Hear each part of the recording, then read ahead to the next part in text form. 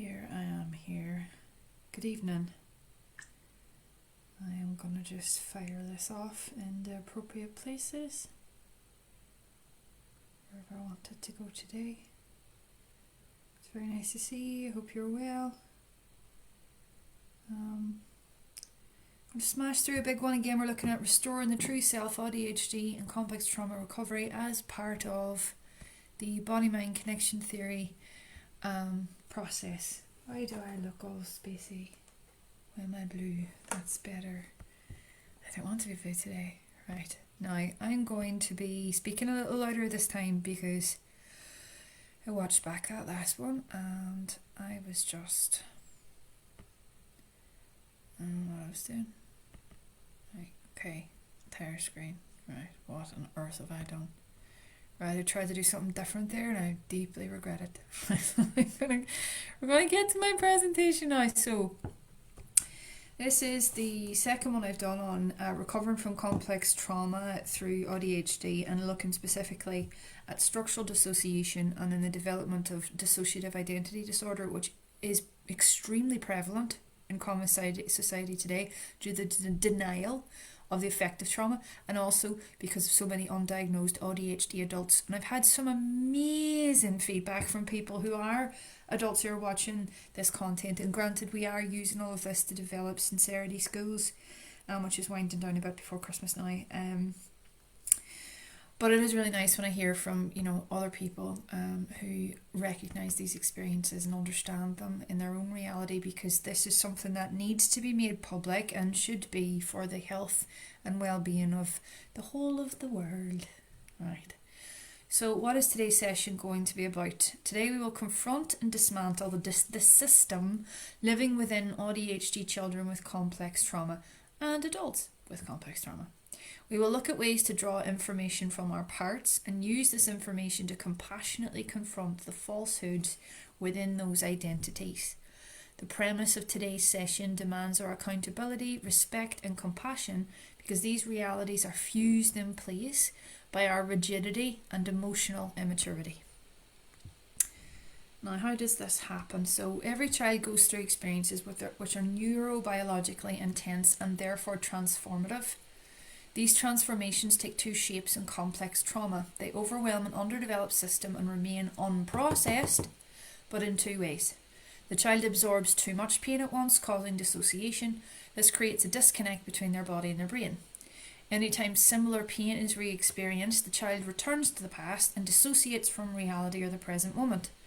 To cope in these later stages of traumatization, the child either pushes and projects onto reality or absorbs distorted views about themselves. And sometimes this happens twice in two different ways, which is too much for the system because they're developing and it's not fair. Splits in their identity state occurs where they form new identities to avoid the deep psychic injury of chronic trauma. This is not me and that pain is not mine, right? So they separate themselves from it some way or another. When they project onto reality how they're feeling, they avoid processing it by blaming something externally, or they absorb what's happening and make it say something about themselves, right? And this creates emotion fusion and thus split identities in the self. And I've spoken about that before, where structural dissociation, there's this habitual kind of, I will blame other people rather than process my own pain or take accountability. I will take this on, absorb it, and deeply interpret it as something deeply wrong with me, and it will distort my reality. Both forms of processing are distortions and an example of what happens in emotional immaturity. So that's what we're going to talk about in the session today. Emotional immaturity. Look at me saying it twice, right? Where people are not accountable for their behaviour, right? Now, the enemy becomes the external experience or your own self. So the child either makes the external reality unrealistically distrustful, something they can't trust and don't like and have to control, right? They have a fear of the external world, or they have a fear of their own self. They do not trust their own self anymore, right? And these are the two things that happen. The child's self splits into different identities in order to cope with chronic and repeated trauma, which avoids the depth of original pain, because they wouldn't be able to handle it. Now, a new system is formed, right? And the child experiences chronic trauma, and it causes repeated splits in their conscious experience. Neural networks, memory and perception all knot together to form a different self. These different cells form roles and create a system of protection for the vulnerable child self who was first injured by trauma in their early past. So it's a bit like a flower. On the inside is the true self with all the wee petals externally. The wee petals are all distorted, they're all spiky, they're all mental, right? And they're not blossoming the child, they're disrupting the blossoming of the child, because the true self is locked under these protective or defective identities. And they're either protective or defective based on how they attack themselves or they attack the external world. And that's how it works. If splitting is the destination, then dissociation is the train that travels to each new part. Right? So it's like we split by getting on the dissociation train. Right? If we get back in the body and teach the child how to be in the body and teach the child not to be scared of their feelings, then this happens less and less and they begin to integrate and evolve.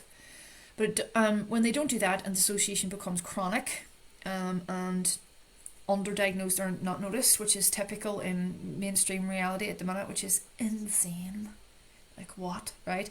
But it doesn't mean the pain never gets processed and continues to accumulate, so they become this giant bank. Their whole bodies are full of unprocessed pain. Now, I need to get rid of this stupid menu again, and I'm going to regret doing this. Right, I'm going to get rid of there's a wee video panel, and I just need to get rid of the floating meeting controls. Right, there they go. Meeting controls are gone, and I'm going to regret that because at the end I won't be able to say my wee bye. Now, what are the false selves doing with pain? The false selves serve a function, right? They are designed for different demands in the child's life because the child is not evolving as a whole state anymore. It creates these fragmented identities to take over certain jobs. Like there's the apparently normal one that does all the productive sort of daily business.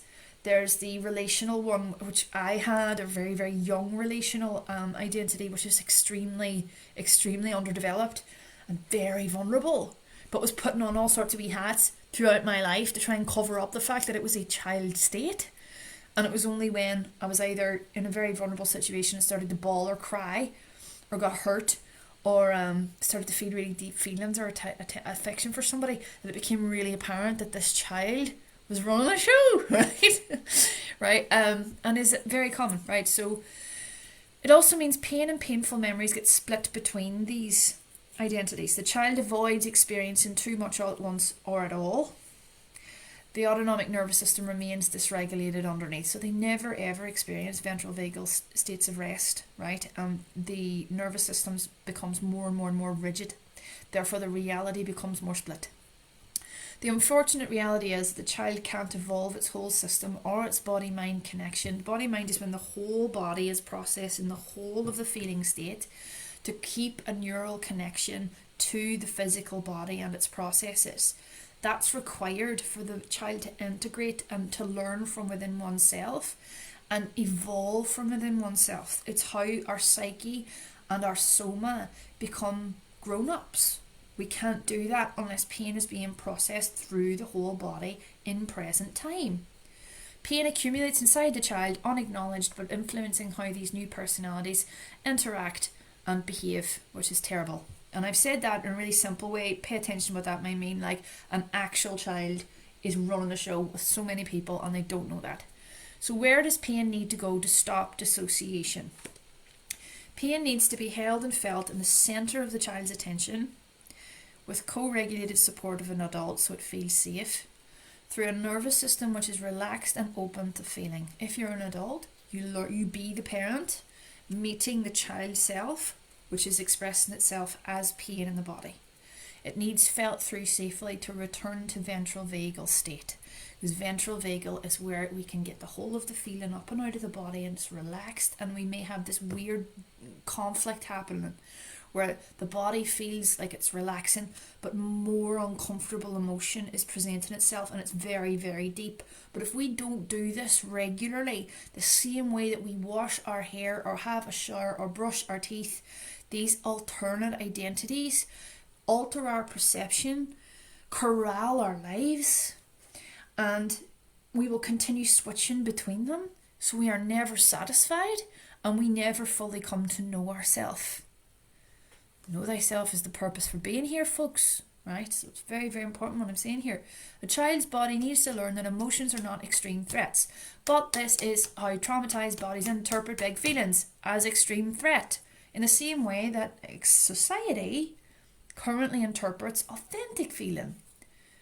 We live in such a dehumanized society currently that authentic expression, honesty, is interpreted as instability. And this couldn't be more wrong, but I'll talk about that in a second. So the more trauma, the more chronic dissociation occurs, and the more splits in the original child's identity and perception. It can all be reversed through these processes I'm speaking of. So the flexibility of the autonomic nervous system. I'm shouting a lot because I was still quiet in the last one and I didn't like it. I disappointed myself, right? Can you hear me out there, can you? Can you hear me in the back? When I was growing up in Strabane, anytime you raised your voice above a certain octave, everybody go, geez, they can hear you, Luffords they can. Luffords in County Donegal, but it's only a mile and a half away. Small world I lived in then, Liverpool was very far away. Now, a healthy child is not always calm. Let's register that point a second. A healthy child is not always calm. A healthy child has flexibility in the autonomic nervous system, which means being able to express fluidly their emotions without going into a crash or without rising up into panic. It also means being able to move between sympathetic, vagal, and parasympathetic states without complete collapse or complete panic. Yes, what I just said. I always do this. I don't know how. Right. How a child learns to express emotion will directly affect the flexibility of the nervous system. Due to how we were raised and how emotions were just not an education that we received, and the nervous system was not a knowledge we were provided, many of us are unnaturally suppressing ourselves unconsciously every day and forcing a state of calm when we are in a state of extreme dysregulation. The apparently normal part, fake calm for no reward. Now, I discovered this about myself today, right? I had to do a very deep work, and I am smashing through ANPs and EPs like nobody's business the last couple of days, and I'm speaking to them all. And I start by journaling in a reaction. And the reaction will be insane. I'll be like, what the hell is this? And then I'll ask internally, like, what age are you, or who are you, and where are you coming from? And I'll speak to that part until I've accessed what it is they're trying to communicate with me. And I'll see where the emotion fuse is, where there's an immediate first response, which is extreme dysregulation of a type of emotion. Like today was rage, and underneath it was deep, deep grief and distress from not being heard. And it was because of this ANP that I was currently sitting in at the time that deeply, deeply rejected and judged my teenage self. Now, I'll explain what this is about. ADHD children are sensitive, but with complex trauma, they are taught that parts of their emotions are wrong, bad, or dangerous. As a result, they form an ANP, which suppresses and denies healthy signaling, creating chaos and backup in the system. The ANP prioritizes fake calm over authentic connection to self, and lives like that for decades. So you imagine what sort of lack of evolution is actually happening there, right? And you can tell an AMP because they're just full of BS, right? They're just chronic BSers, right? They will not tell the truth. They will not communicate. They will be passive aggressive. They will be deeply self-critical, but also very critical of other people. They will expect people to read their minds, and they will control the world. I used to be like this, right? Control the world using either passive-aggressive manoeuvres or people-pleasing, and then be full of resentment when they're not getting what they want. Sounds like most everybody, doesn't it? Yes, because it is most everybody, and it's insanity. It's absolute madness. Now, the emotional parts, all the unmet children. I'm going to talk about this too personally, so it's relatable to anyone who's listening. A basic system in complex trauma, structural dissociation will have child, vulnerable and emotionally immature. Now, the child is emotionally immature, but that's not an insult. I'm speaking neutrally there, where it's like there's immaturity that we would anticipate from a child, and the child needs met with deep compassion, safety, respect, and grounding, and love. Overwhelming love. I had to overwhelm my body with love to get that child to grieve and lift out of my body system. I literally had one of the children that was dominating my behaviours run off to play because I told her to. I could see all these visions like appearing as I was doing breath work. This is how I was doing it. It was incredibly powerful, and it's something I highly recommend. So teen was honest and volatile. Now this was the big one from today. And then adult, suppressed, depressed, and highly anxious. This is typical of everyone. And at the centre there is a bank of unpressed memories, emotions, and authentic aspects of the whole self. So none of these selves are the real self, and they're usually attached to phases of the nervous system. Right? The ventral vagal with a level of sympathetic, so it's never quite rested, would be the pretending parent, right? And the pretending parent is suppressing these two, but then these two come out when high connectivity with another person or situations arise that they are intending to resolve. So because of my undiagnosed ADHD and chronic trauma, and also being sort of perennially confused by my own feelings, I made a lot of my decisions based on other people's perceptions, right? Most all of my relationships were head-based. I was like, does that look like a boyfriend that I should have? Yes, I will have that because that looks like I would be able to be with that person. And I disappeared inside of relationships as a masking tool. I used to get attacked a lot by peers, younger girls, who didn't know I was masking like chronic trauma and were just really mean. So I didn't trust them, and I would disappear into a relationship because people were kinder to me when I was attached to someone else, and also meant I could hide, right? And I did that throughout the whole of my life. I hid inside of a relationship, and then determined my identity based on the person I was with, and then oriented myself around that situation, which is obviously not happening anymore. I mean, good luck to anyone trying to make me orient around them. I am nobody's satellite. No, it is really, really exciting to me, right, when I accessed this teen today, because what I discovered was there was a situation, there was deep reactivity, and I started to journal on it. And it was really dark material coming up. She was like being really, really aggressive, and I immediately judged her and went, wow, what is up with you? It turns out it was 17-year-old me.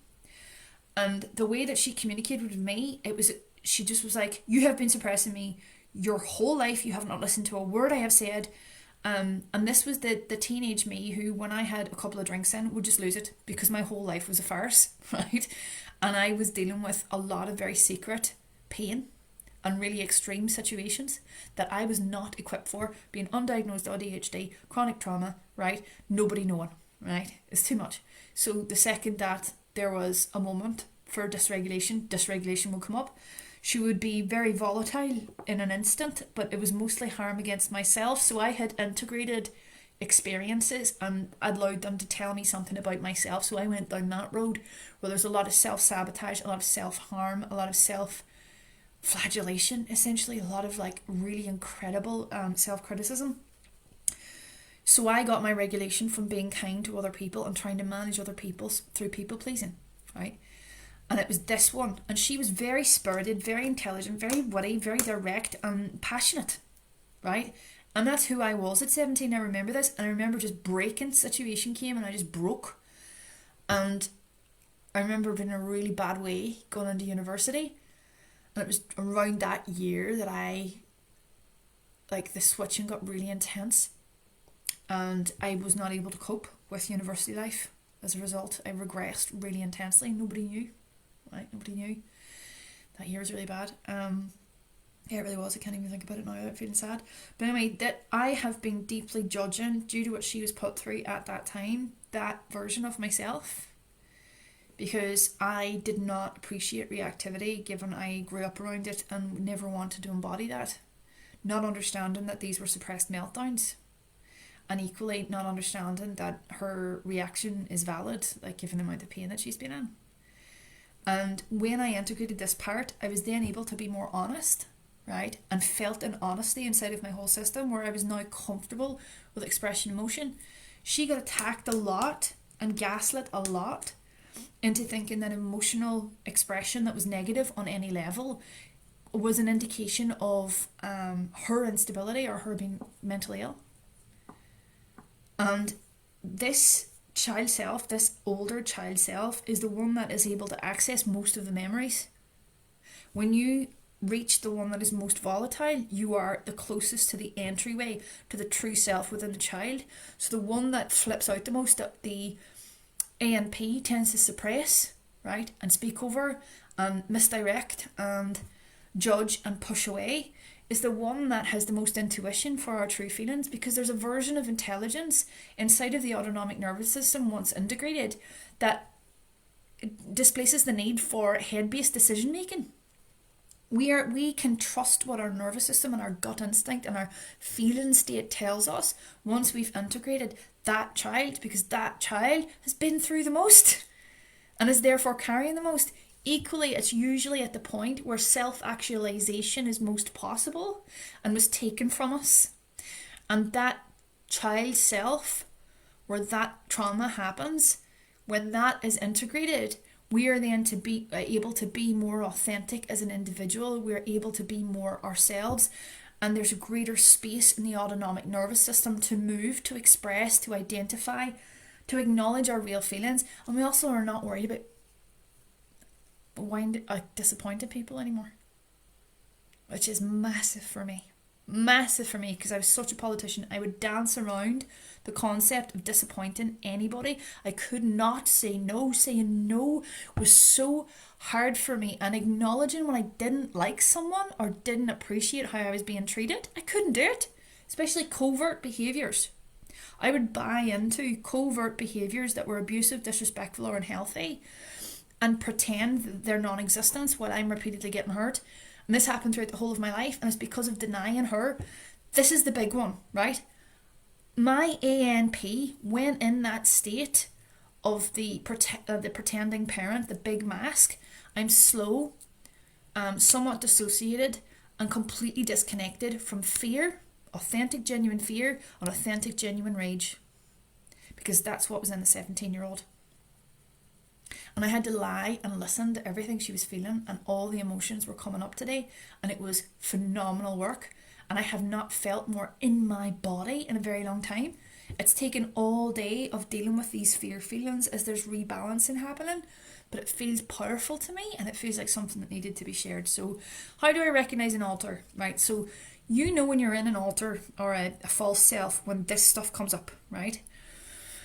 Black and white thinking. Things are all good or all bad. Can't handle an in between, right? And the same for perception of self. A limited range of emotion and perception. A displaced sense of time, age or effect.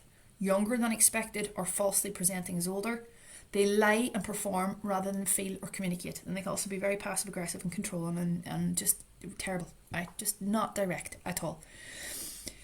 The way that I would describe this now, when I was in a dorsal vagal state a number of years ago, after going through an awful lot and being unconsciously in burnout, not realising, I was struggling with memory loss, but it was like immediate memory loss. I couldn't retain memories from the day I was living. I was not eating properly. I was really underweight. I was incredibly sad, but couldn't access it, and masking all day long from a place of like total burnout. And I was taking on people's accents. I was kind of adopting identities temporarily to sort of get through certain situations because my nervous system was so tanked. Like it was just tanked. There was nothing in the... And I was put in situations at the time where myself that I feel now, this person, right, was sitting in the middle of me. But it was like trying to put your arms through a jumper and not being able to either find your arms or the sleeves. It was like, I can't access the bits in my brain that want to respond as my natural self. I had lost whole parts of myself. They literally started to cut away because I was stuck in this dorsal vagal collapse state. But my true self was locked in. It was a state of entrapment where I was going, why am I saying that instead of saying the thing I want to say? Why can't I recall whatever it is I want to express right now? Why can't I connect to this in the way that I want to? Because I was flooded with anxiety and exhaustion. It was crazy to me. But that's how immensely displaced our natural self can become because of external stressors and this kind of behaviour here that accumulates when we allow an alter to run us. Now, what does authentic expression feel like, right? So you have to go through the tunnel of hell in order to access authentic expression. You have to compassionately confront the lies that the ANP tells you. Like, the ANP was telling me that my teenage self was insane and there was some part of me that I had to suppress at all times and completely cut me off from my intuition and put me in very dangerous circumstances. Not okay, right? And equally made me entertain friendships, relationships, connections that were harmful because the fear and the anger were running at the back rather than right at the front, right? My body wasn't even registering them. It's like, no, I'm not going to pay attention to that because that's just that crazy in the corner. You know, that one I don't pay attention to. When she's in fact the most intuitive and holds the most amount of memory about my true reality and true timeline. And if I just would heal her and listen to her, I could integrate all of her gifts as well. That's another thing, but we'll not talk about that right now. So what does authentic expression feel like? You have to go through the hell of integrating the parts you've ignored. You have to confront compassionately the ANP's false beliefs, whether projected outwards into the world or projected inwardly toward ourselves. And once we do that, we're able to spontaneously and free-flowing express. We're no longer projecting or managing or editing how we behave. And the sleeves in the jumper have returned, right? You can stretch and breathe again. I had this like sobbing going 2 days ago in such a deep way, an entirely valid sobbing as well about terrible things, right? That are just hurting my heart right now. And sob. And I have never felt, there was like this complete sinking in my body. Like my lungs felt like they'd been cleaned out and stretched. Like I could breathe really deeply. This is the sort of stuff you feel. It's a physiological experience when you work with emotion like this. That's very interesting to me. It comes from deep within and is not directly spurred by stress, but sometimes felt underneath it. So deep, real emotion might be lying underneath a lot of stressors. The stress is the superficial elements of the self. We get underneath the stress, move beyond the stress into the authentic feeling state. It feels like relief when it comes up, even though it might be negative feeling. You feel a sense of peace and things click into place when it arrives and moves through the whole body, and it does feel like a whole body rinse. You do not judge it and you understand it immediately. It's like sinking back into yourself, essentially. So integrating the false self. How do we know we're doing it, or how do we do it? Preventing masking and finding roots back to the body after dissociation in the Audhd child is essential to supporting integration. There's a two-pronged approach. Enough healthy and safe experiences for connection and fun. Enough disciplined, present and compassionately confronting reintegration sessions. You can't get away with bypassing anything. What is compassionate confrontation? A child who is projecting, dissociating, dysregulated and emotional does not need correcting or fixing. It is important to assist compassionately with naming and accepting emotions.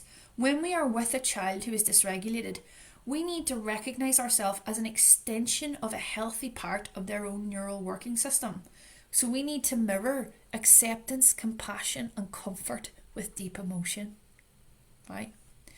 Let go of stories and focus on the body's response.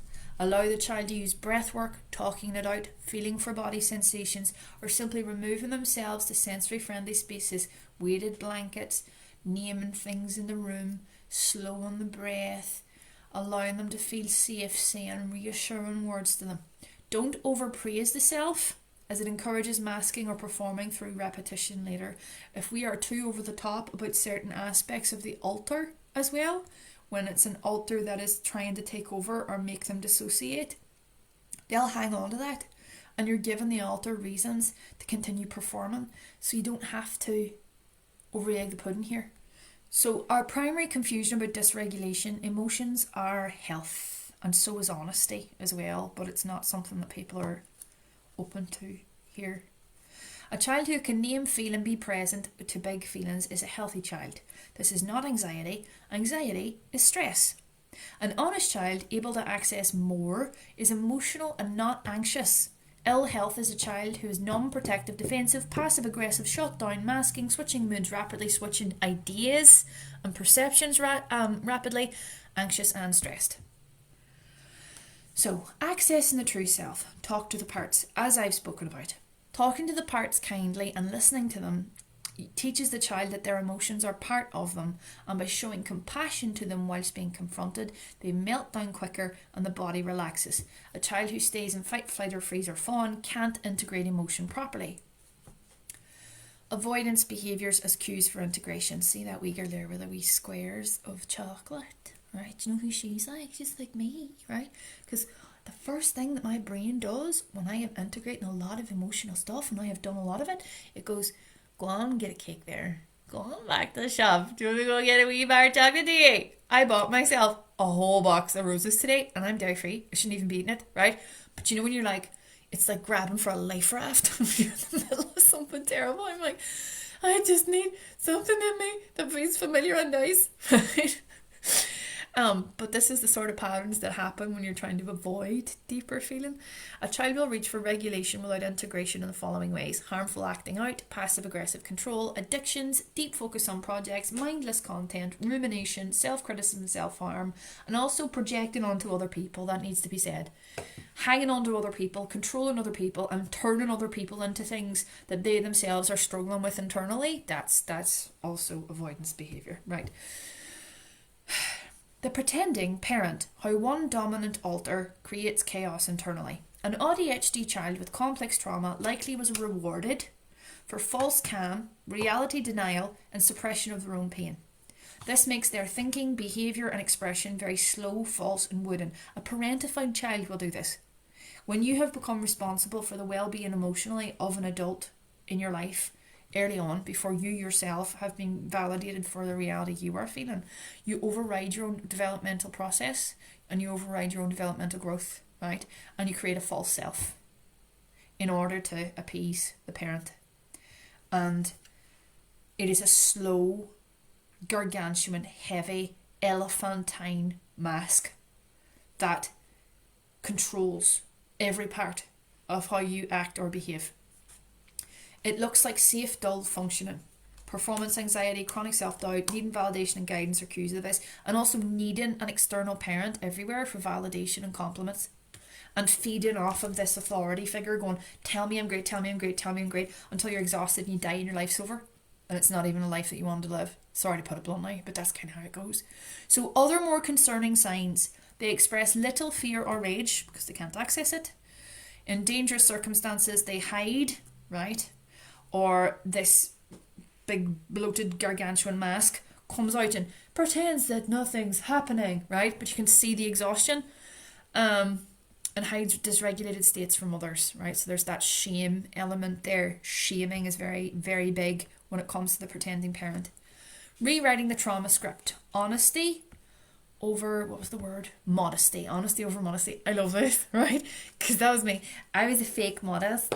I was like, no, you can't possibly, don't you go to any trouble now. No, don't you worry, I am grand. Oh, sure. It's like, don't be giving me compliments, I'll not be taking them. Right, this is an Irish thing, right? Irish people, it's like, they'll take no compliments. They're forever going on, like they don't want anything. They'll always say no 4 times before they say yes, right? And there's loads of this like self-deprecation that goes on, and I was that person, because they can't hold the full weight of themselves, right? And it's really unbalanced, because eventually they get overinflated and they go into like gratuitous self-congratulation from insecurity, because it's not a sincere modesty, and also it's only falsely done because they're uncomfortable with themselves. And it's self-denial as well, right? Honesty over modesty, when you genuinely don't care what other people think. And that's a hard slog to get to, but it is all biological. You can't do it with your head. You have to go through your dark feelings in order to get to that place. Sorry to disappoint, but we all have to do the homework, do you know what I mean? Wouldn't be setting the homework if we didn't think it was important homework, you know? Right, so the real feelings matter more than people's opinions. New mantras for you, right? Stick them on a post-it over your bed. It is not shameful to have needs, to feel, or to be wounded by others' behaviour. This was my big thing. I could not express that someone had harmed me. I was like, I am absolutely fine. I'd be like, stake in the back, right? Knife in the throat, right? Somebody battered my whole head, my arm was falling off, right? I'd like, I don't know, an eyeball hanging out of here, and I'd be like, I am absolutely fine. Do you want a cup of tea? Because in my head, I thought if I react, right, if I express my displeasure with this situation, it is degrading and humiliating to me, and I will be judged and mocked because of bullying at school and all that kind of crack, right? That's how I was taught to behave. Pretend it's not happening. It is not shameful to have needs, to feel, or to be wounded by others' behaviour. Those who have internalised harm in chronic complex trauma need to learn to push the accountability back on the individuals who create it by holding them accountable and creating balanced consequence for that. It is not healthy to internalise harmful behaviour. It is also not healthy to get too radical with your boundaries. That was me. I was like, second somebody annoyed me, I was like, bit work, because I didn't want to process whatever had happened. I was like, bye, see you later. It's like, block, delete, block, delete. I love the block button. Like, you have no idea how many people in the world are sitting there going, I don't even know what happened, she just disappeared. And it's like, yep. Because I wouldn't communicate. Terrified of a confrontation. That is not what I'm talking about here. Being able to hold the truth of your real feelings, and conversely, be able to recognise two truths at once can be true. You can care about a person and still not want to be around them. You can be hurt and harmed by someone's behaviour and still accept what they've done. You don't have to swallow pain and shame because it's what someone else has done. It needs to be on them. And the only way to heal the nervous system, and the only way to heal that teenage self of mine, and finally have her integrate in full and trust me enough to help me process all those fearful patterns that were like sort of running the underneath of my nervous system today. And that's what I've been doing all day. It's been insane, right? I had to learn to set honest boundaries, to go back on my people-pleasing behaviours, to stop being a fake good girl and communicate directly with people who are being indirect, covert, passive-aggressive and harmful towards me.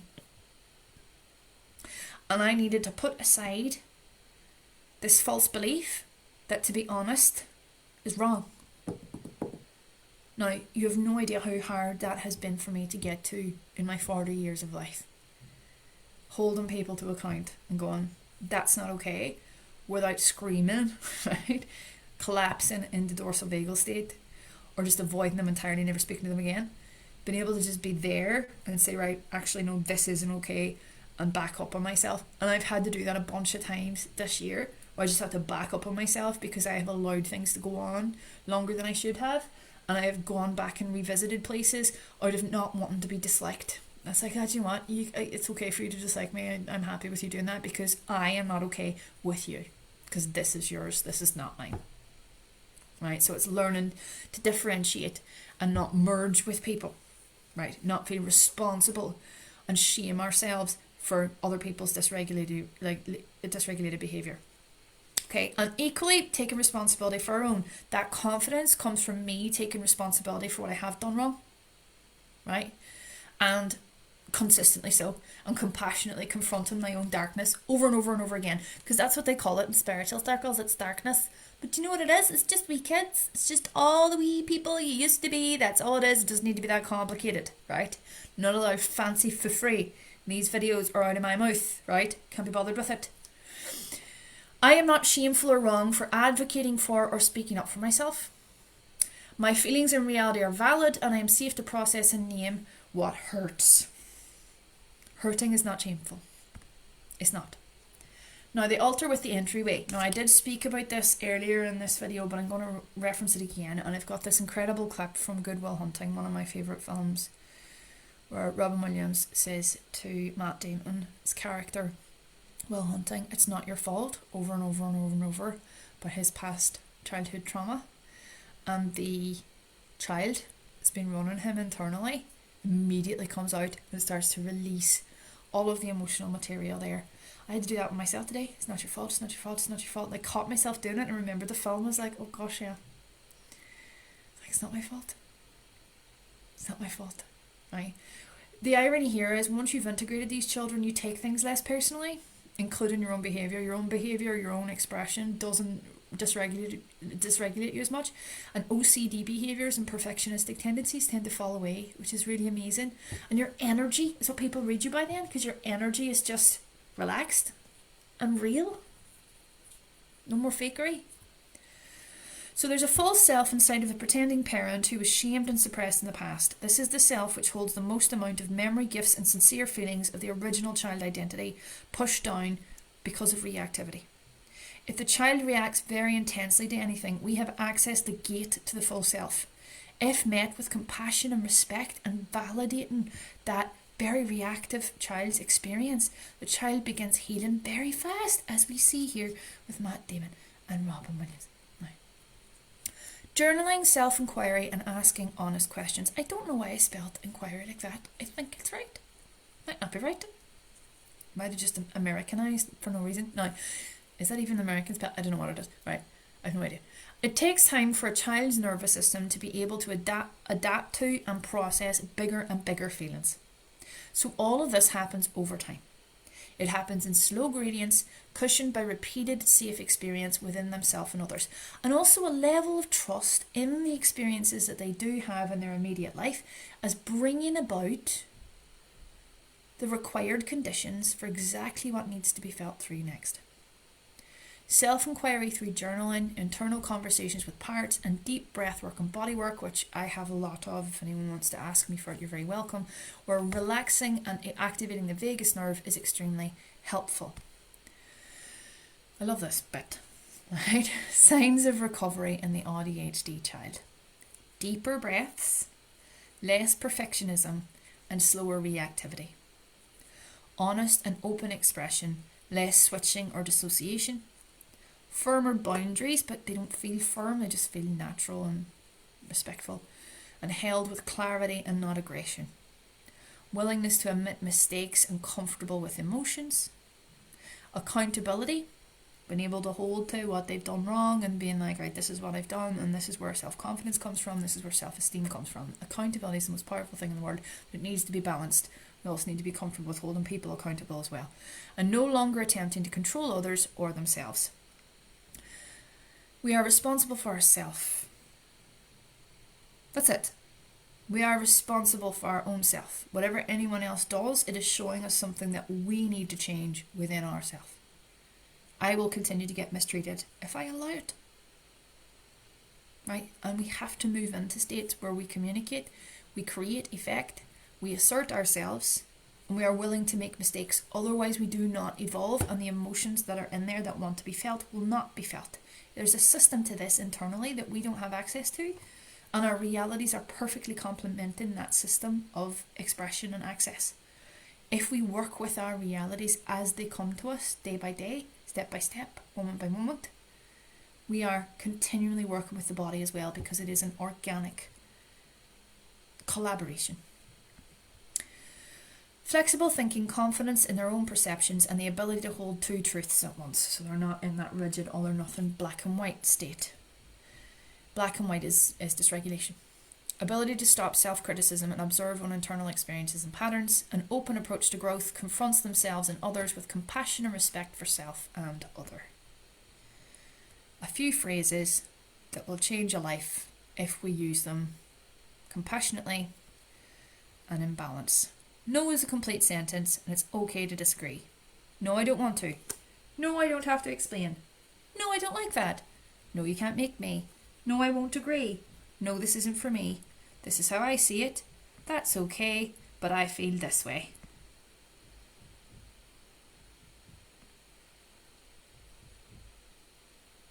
Have we look at them, right? So that's all of that. Now, I have lost my wee live menu and I don't know how to get it back again.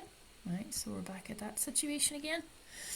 I'm just going to get out of here, I think. I am fully done with tonight. I hope it has been helpful. I really appreciate your time and your energy. And you agreeing to be here with me.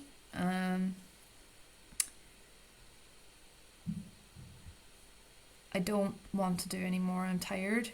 So I'm going to just go to bed. If you've got any questions, I'll be back again another time. Loads of respect to everyone who's taking on this information and sharing it along, because it is pretty vital for today's times. Good luck. Bye.